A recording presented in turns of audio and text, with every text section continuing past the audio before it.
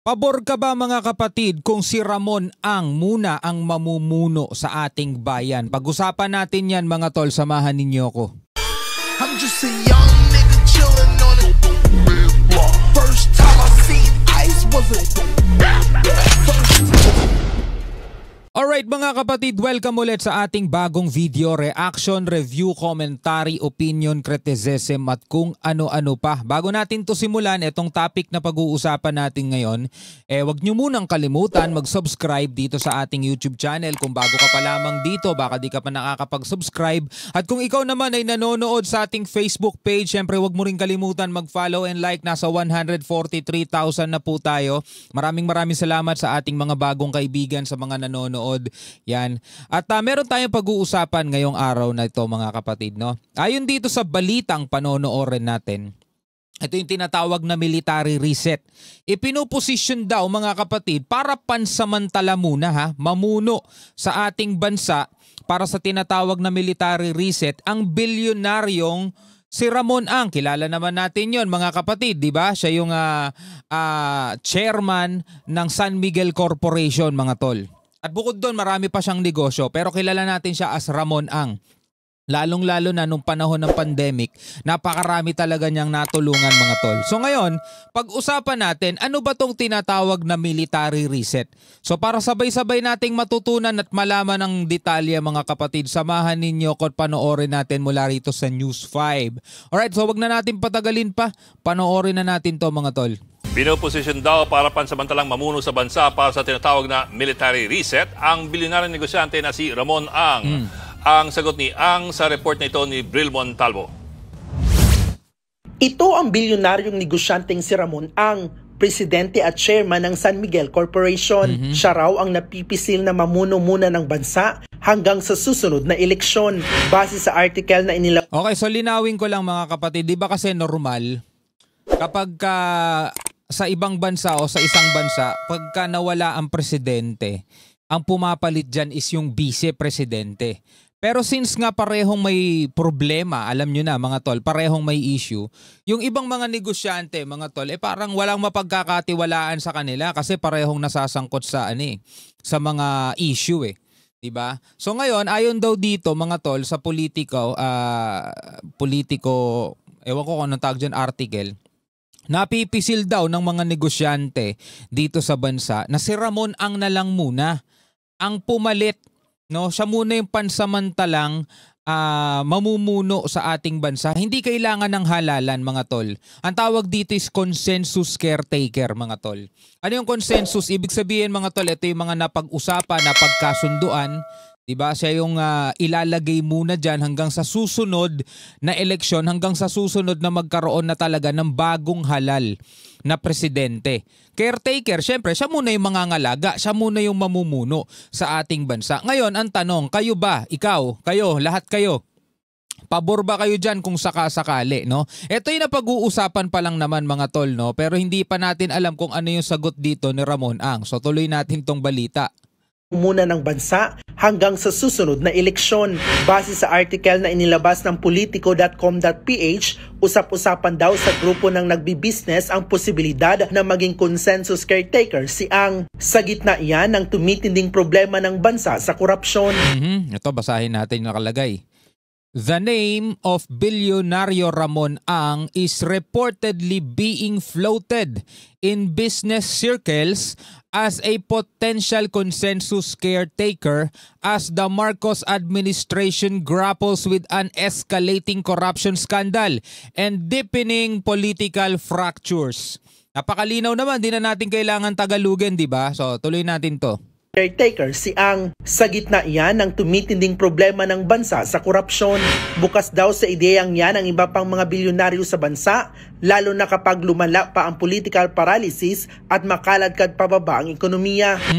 So yung mga bilyonaryo dito mga tol, yung mga talagang malalaking tao, yung mga matataas na negosyante, mga tycoon, mga ganon mga tol. Ang napipisil nila, ang nakikita nilang mas mabuting mamuno na lang sa ating bansa. Total, maraming iskandalo, maraming lumulutang na mga na mga usapin Well, di natin sinasabing totoo kasi lahat yan mga kapatid ay puro iskandalo lang, puro sa ngayon akusasyon mga tol. Pero dahil nga gano'n nahahati na yung posisyon din ng mga tao. Kumbaga yung iba nawawalan na rin ng tiwala. Lalong-lalo na syempre dun sa mga gustong mag-invest dito sa ating bansa. Yung ibang bansa na magpapasok sana ng negosyo rito, medyo nagkakaroon na sila ng pagdududa. No, kung maganda pa nga bang mag-negosyo rito sa Pilipinas. So ngayon, ito ngayon yung napag-uusapan. Diba? Magkaroon muna ng consensus caretaker. Sa madaling salita, hindi ito yung normal na nangyayari na pag nawala yung presidente, papalit yung vice. Ganun din eh. Diba? Ganun din eh. Meron ding iskandalo eh. Tuloy natin. Na kapag lumala pa ang political paralysis at makaladkad pababa ang ekonomiya, ayon sa mga bulong-bulungan, pinag-uusapan umano ng mga nasa alta sa syudad ang isang military-backed reset, hindi kudita para raw ibalik ang kaayusan at tiwala ng mga investor. Ayun, military-backed reset. Kumbaga parang susuportahan ng militar. Ganon. Target umano nitong ihanda ang bansa sa susunod na eleksyon sa ilalim ng pansamantalang pamunuan. Agad namang nag-post sa Facebook si Congressman Paulo Duterte. Ang inireport daw ng politiko ay nakakabahala at isang malinaw na paglabag sa saligang batas. No comment. Kung mangyari nga iyan, para raw tayong Banana Republic na pamumunuan ng highest bidder. Dagdag pa ni Pulong, may natanggap siyang impormasyon na isa pang business tycoon daw ang personal na na-pressure para mag-resign si dating executive Lucas Bersamin. Ito raw ang nagpopondo sa grupo ni AFP Chief Romeo Brawner Jr. Kung totoo raw ang mga impormasyong ito, sabi ni Pulong, iniimpluwensyahan at minamanipula ng mga makapangyarihang negosyante ang ating gobyerno. Sa ngayon mga tol, ayoko muna magbigay ng komento o opinion ko kung ako ba ay pabor o hindi, mga tol. Pero kayo, ano sa tingin nyo? No? Kasi eto si Ramon Ang, hindi naman siya politiko. Diba? Ano siya? Negosyante talaga siya. Wala siyang involvement sa politics mga tol, no? Ngayon kasi mga kapatid, kung titignan mo, masyadong magulo at madumi ang politika rito sa ating bansa. Real talk lang mga kapatid, wala kang maituturo eh. Diba? Pare-pareho eh. Wala kang maituturo. Lahat, meron silang pansariling interest. Hindi mo alam kung talagang pagmamahal sa bayan yung gusto nila eh. Kasi meron dyan sinasabi, mahal ang Pilipino, mahal ang Pilipinas, pero hindi naman nagre-react kapag wina-water cannon yung ating mga barko o kaya hindi naman nagre-react kapag gustong agawin yung ating mga isla, di ba? Meron naman dyan sinasabi para sa bayan, para sa politiko, para sa Pilipinas. Pero nakikita mo naman kung anong nangyari sa ating bansa. Di ba? Lubog dahil sa mga palpak na mga proyektong imbis na gawin ng mahusay, gawin ng maayos, ibinubulsa. So wala ka talaga mapagkakatiwalaan pa eh. Tapos meron naman dyan, hindi alam kung anong gagawin, nagmamasid lang daw sila. Kasi kapag pinabagsak nila yung namumuno ngayon, kaaway din nila yung papalit. Di ba? No choice sila kung kundi panatilihin muna yung nakapwesto ngayon. At least kakayanin siguro nila, no? Kesa pag ipinalit nila yung isang kaaway nila, mga tol, baka bawian silang lahat. Diba? Kaya mga tol, sa totoo lang ako mismo hindi ko alam kung anong sasabihin ko tungkol dito. Pero kung kayo tatanungin, no? Kung kayo tatanungin mga kapatid, no? Kung sakasakali lang naman magkakatotoo to, payag ba kayo si Ramon Ang muna mamumuno? No? Kasi dito umaalma na agad si Pulong, oh. Siyempre, inaasahan niya, dapat kapatid ko susunod, hindi yan, no?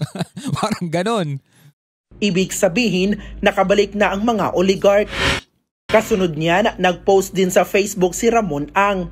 Diretsahan niyang sinabing hindi siya papasok sa politika. O yun naman pala sumagot naman pala si Ramon Ang, hindi daw siya papasok sa politika. Well, hindi naman siya kakandidato. Diba? Kumbaga, consensus caretaker lang. Diba? Kumbaga, ikaw muna mamuno sa ating bansa, pero hindi ka halal. Diba? Alam daw ni Ang na maraming hinaharap ngayon ang bansa. Tama. Naiintindihan niya kung bakit gusto agad itong masolusyonan. Pero ang pagsulong ay hindi lang dapat nakadepende sa iisang tao. Kailangan daw iisang direksyon ang gobyerno, pribadong sektor at ang publiko. Actually tama siya mga kapatid. Hindi yan nakasalalay sa iisang tao. Kahit ilang ulit mong palitan yung presidente, Kahit ilang ulit pong papalit-palit ng presidente mga tol, basta hindi pa rin napapalitan yung sistema mismo. Kasi mga kapatid, ang korupsyon wala naman dun sa pinakatuktok eh. O sabihin natin meron din dun, pero hindi lang dun yun mga tol. Kalat.